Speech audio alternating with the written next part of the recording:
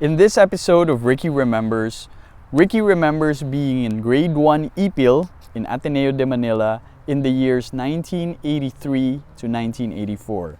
As mentioned yesterday, I'm going to dedicate a series of Ricky Remembers video logs to my time in Ateneo de Manila, the school that I went to for grade school and high school, because we are having our alumni homecoming in December 7 at the Ateneo High School covered courts, and I'll be home in the Philippines for that. As mentioned also yesterday, we are having a series of fundraising efforts. So I encourage everyone to support our fundraising efforts, starting with the Parokya ni Edgar concert this coming October 22 at the Music Museum in Green Hills. And I forgot to mention yesterday, we're selling our watches, our batch watches. We have a Seiko watch that comes out in white. So ask any of our batchmates or myself or Mark Bernal, who's also an admin in the Atenista group, if you have any questions about that batch watch for Ignatian 94. And also, you can support our fundraising efforts by purchasing the shirt. You see, we have our school name there, and this is our logo, Ignatian 94. Send me a message, or Mark Bernal or any of our batchmates, if you want to inquire about purchasing the shirt to support our fundraising efforts for the alumni homecoming this December 7 at the Ateneo High School covered courts. Of course, this is all for our brothers and sisters in Tulong Dunong, or our Tulong Dunong scholars. So Ricky Remembers. Oh, also, by the way, so we have the Parokya ni Edgar concert. We're selling these shirts. We also have a raffle, and we're giving away a Hyundai Kona as a first prize, a Vespa scooter for second prize, and a specialized bike as the third prize. And we're also giving away Cole Hand shoes. Remember Cole Hand shoes? And also Nautica. I think some clothes from Nautica. So Nautica clothes and Cole Hand shoes as raffle prizes. So reach out, send a private message to myself, to Mark Bernal, or to any of our batchmates from Ateneo High School 94 for any questions about the Parokya ni Edgar concerts, the Seiko watches, the raffle, and also for this shirt. So, to the topic at hand, Ricky remembers being in grade 1 Ipil in Ateneo de Manila in the year 1983 to 1984. And our first grade teacher, or grade 1 Ipil teacher, was Miss Ixie Palma. I understand she's Mrs. Ixie Palma Alejo now. Ma'am Ixie, hi, regards. Thank you for taking care of us. I understand in 1983 to 84 was her first year of teaching in Ateneo grade school, and she was so lucky to have us as her first batch of students. I understand, or I believe we were very well behaved. And Miss Ixie Palma is kind of special for me because if I understand correctly, or if I'm not mistaken, her father was my dad's teacher in grade 7. So that's the thing about being in Ateneo, no, or being an Atenista. It's multi-generational. I understand there might be some parents out there who's watching this now who have kids who are studying in Ateneo now, and some of their kids are being taught by our teachers. So that's a big thing. Imagine, it's 3 generations already. I'm not fortunate to have any children, but imagine if I had a son or a child, I would probably send him to Ateneo grade school also, and he would be taught or educated by some of my teachers also before. So that's a big deal. You know, not a lot of institutions, not a lot of businesses, especially in this day and age, a lot of businesses, a lot of institutions don't last that long. Ateneo as an educational institution has lasted so many years, even just in the Philippines. Imagine, it's multi-generational already. I remember when I was when I was going to Ateneo, and my dad would come to some of our events and some of our activities, and he went to Ateneo grade school. So that was such a big deal for me because he did go to the same classrooms, he went to the same buildings that I did. And seeing your sons go through the same experience as well is a huge thing. It's a big deal. So we have to recognize that, and we have to be very thankful and grateful for that. So Miss Ixie Palma, I understand, or I believe, is the daughter of Mr. Palma, or even Dr. Palma. I understand he had a doctorate. Was my dad's teacher in grade 7. So a big deal, really big deal. Ma'am Ixie, Miss Palma, I know you're married now, Mrs. Palma Alejo. Thank you again for teaching us and taking care of us during that year, your first year in teaching Ateneo grade school. I remember when we were in grade 1, meron pa ring pang-umagang class. In fact, yung pang-umaga ng 1 Ipil was 1 Mulawin, if I'm not mistaken. But in grade 1, some students or some kids from other sections in prep were merged into the other section. So for our section 1 Ipil, I think some of the students, or if some of the students from Prep Malakas were joined to our class or joined our class. And one of these students or one of these kids was Joseph Ventura, J.A. Ventura, who became my best friend in grade 1. If you look at our class picture in 1 Ipil, we're beside each other kasi nga mag-best friend kami, and we have these naughty smiles in our faces.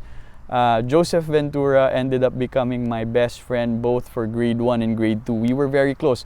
And I'm trying to remember how that happened because I'm Baizas and he's Ventura. So if we were seated in alphabetical order, he would be on the other end of the classroom.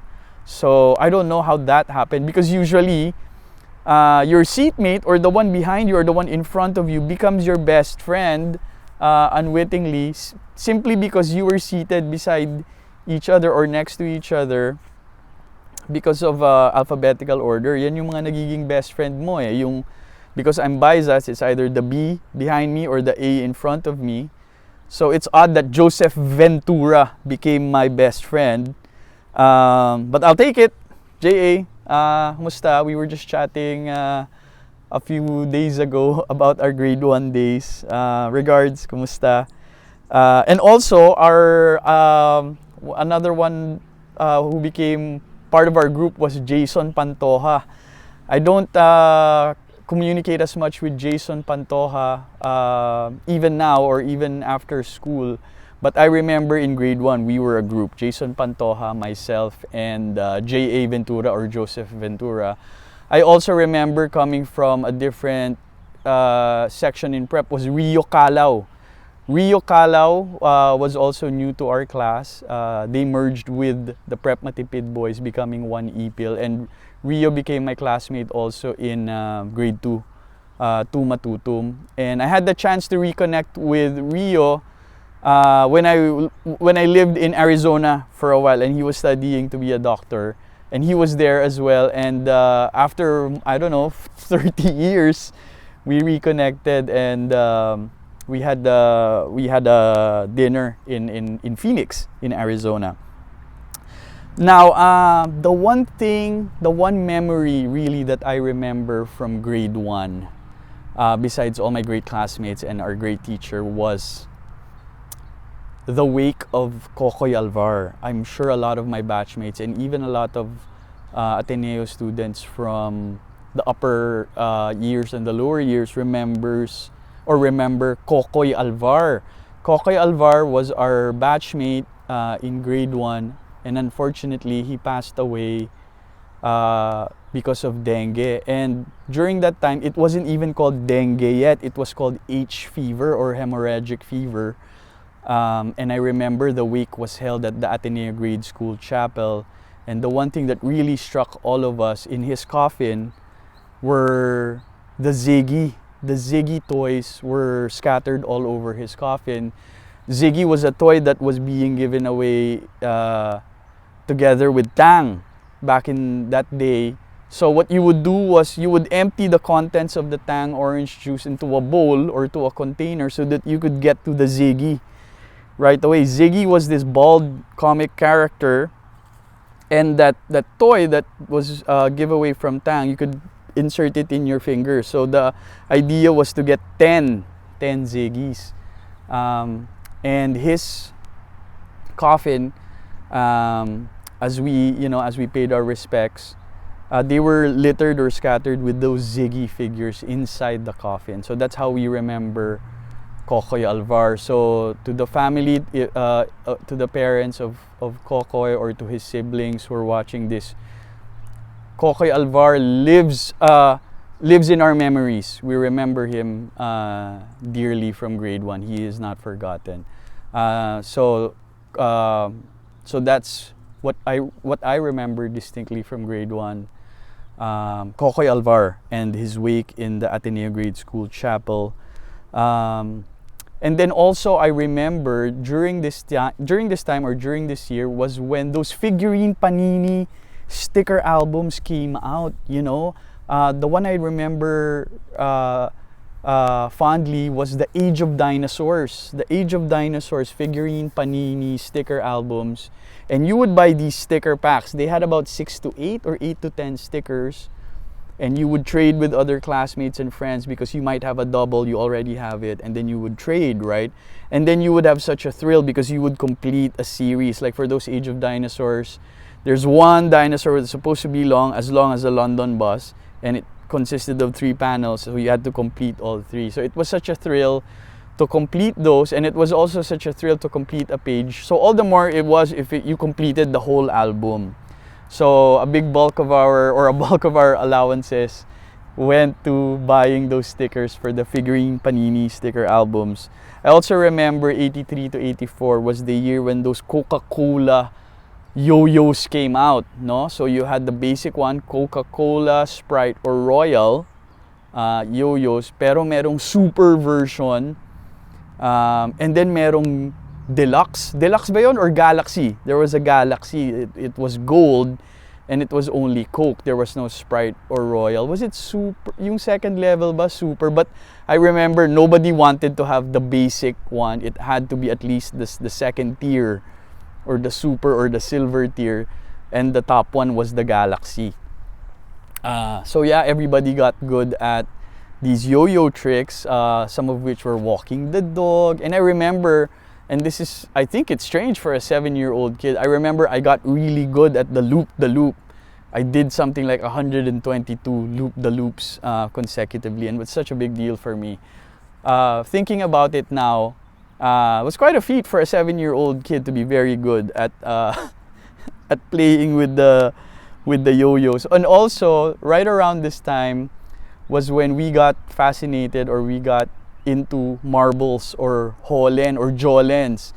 There were different kinds of marbles. There was just the normal one, and then there was one without the colors, which was called crystal na holen or jolens.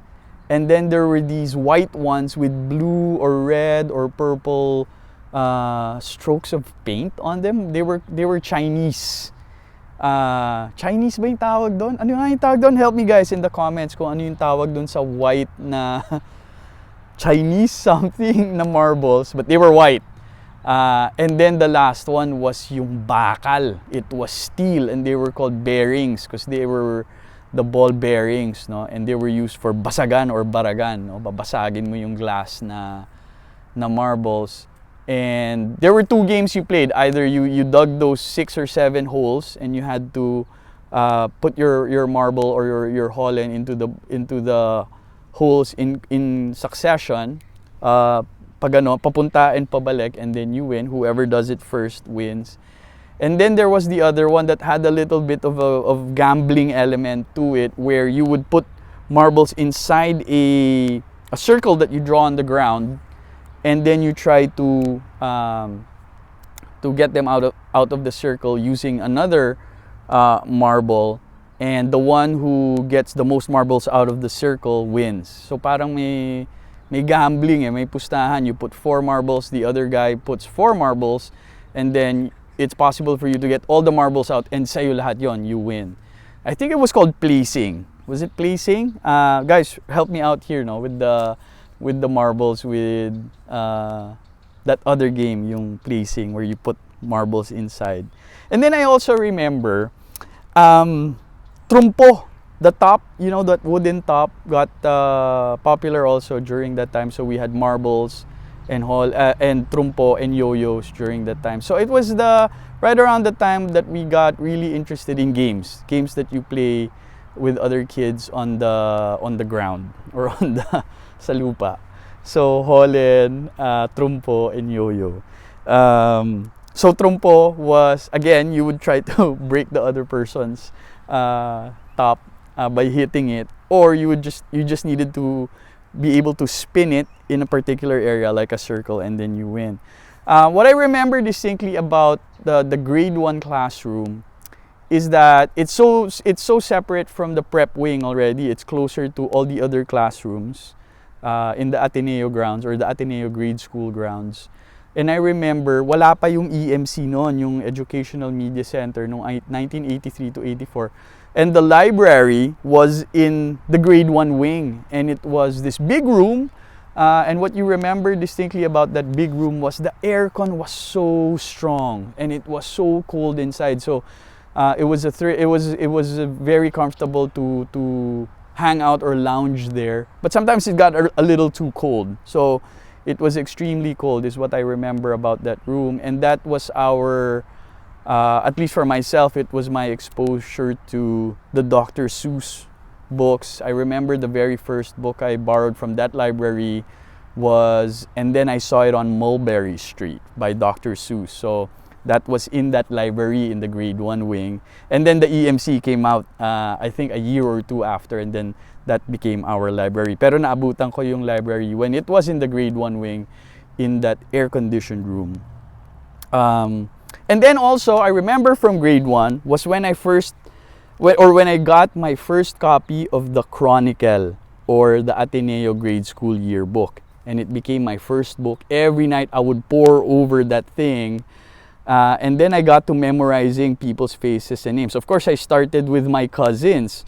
I would look them up because they were in grade 7, they were in grade 6 already, and I got such a thrill connecting my cousins to their photos and their names. And then, of course, after that, I got interested in knowing other people. Sometimes I would bump into them into the cafeteria, and I would say, "Oh, yan si ano? Oh, yan si ganyan," because I saw their pictures in the yearbook until I memorized them. That's why I became so good at social media.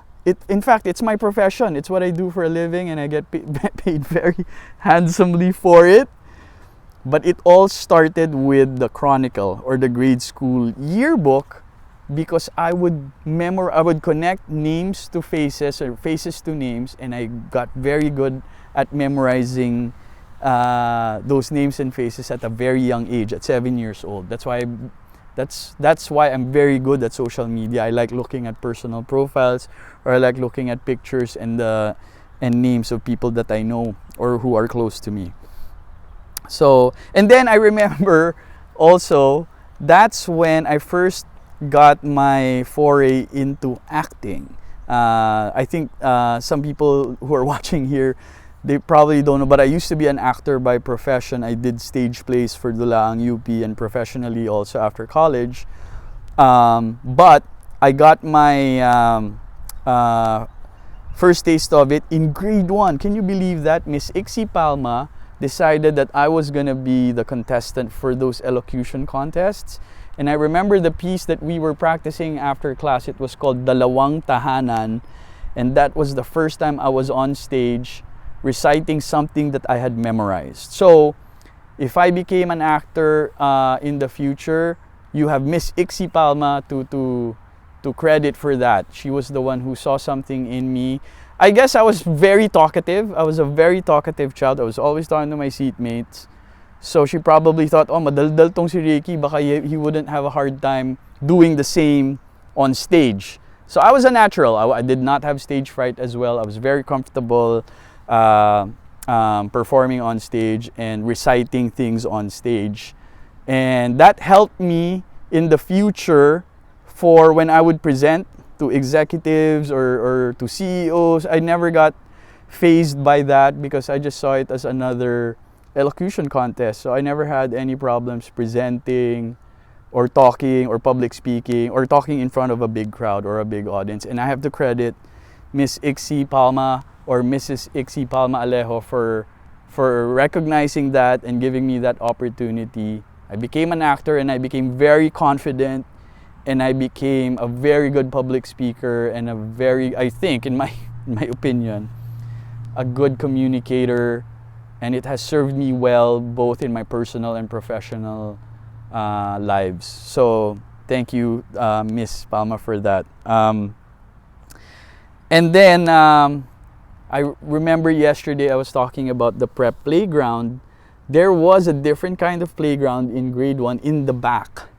We had these concrete slides. Some of you will remember this, especially my batchmates or my classmates. There were these 4 concrete slides in the grade 1 area. I don't think they're there right now, but they descended from like a hill to the bottom, and it was concrete. They were just gray concrete slides, and one was very steep and it went under another slide that was longer. But the one that went steep, sometimes we would do a Superman there where it was, head first or hands first. We did some crazy stunts on those slides. Sometimes we would do tandem where you were behind another student and you would go down at the same time, and then you would do it where you were back to back. So one was going down back first while the other one was going front first, which I think was very dangerous. And we had our shares of injuries because sometimes your arm or your elbow would hit against the concrete slide and it would result in a wound or a cut.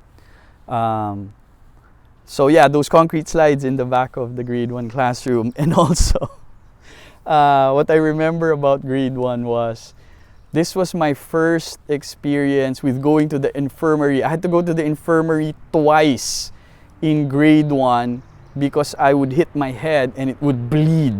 I would bleed.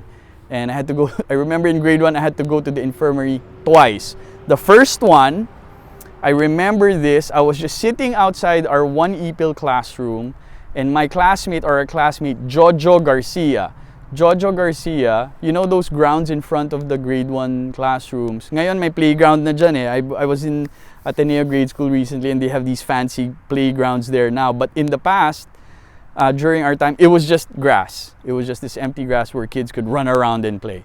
So one recess time, I was just sitting quietly outside the classroom, and my classmate Jojo Garcia, he was playing this game with other kids where he would put a rock, or they would put rocks, and I remember this distinctly. He put a rock in a Granny Goose chips, yung Granny Goose chips packet, and he would throw it into the air. They would throw it into the air, and of course the rock would sometimes fall out of the package. One time it landed on my head square, and of course I started bleeding. There was blood all over. I remember when he was running towards me because he hit my head. He's running towards me, and of course my teacher freaked out as well. And I remember it was Levi Pasilyao, because Levi was a big kid back then, and he was a leader of sorts. He was the one who walked me together with other classmates to the infirmary because I pumutok yung ulo ko, natamaan ng bato. And then the other time was, remember those windows from those classrooms? They were made out of steel, bakal. So I remember it had this lever that you would use to push it out and then pull it back. And then it had these holes, diba? Yung bakal na yon, parang handle siya or lever, so that you can pull in and pull out or push out the window to open it. I was in the other side of that window where the concrete slides are, and so the window was open. I remember I was playing something with JA or whatever, but I stood up too quickly and I hit my forehead on that window, or on that window frame, which was made of steel, and true enough, my forehead cracked and I bled again, and I had to go to the infirmary because of that. So those are I completely forgot. While I do remember a lot of the incidents and all the fun times I had outside the classroom, I do remember one thing inside the classroom. This was the first time that I had met Mr. Celorio, the legendary Mr. Celorio. I remember I don't know if he was substituting for a math subject or for a math class during then, but he would go in and he had these flashcards and he would flash them so fast. And he had a game that he played. It was called Traveling, and I loved that game. Well, how that works is, so the kid in front of you would stand up and you would be paired together, and he would show the flashcards.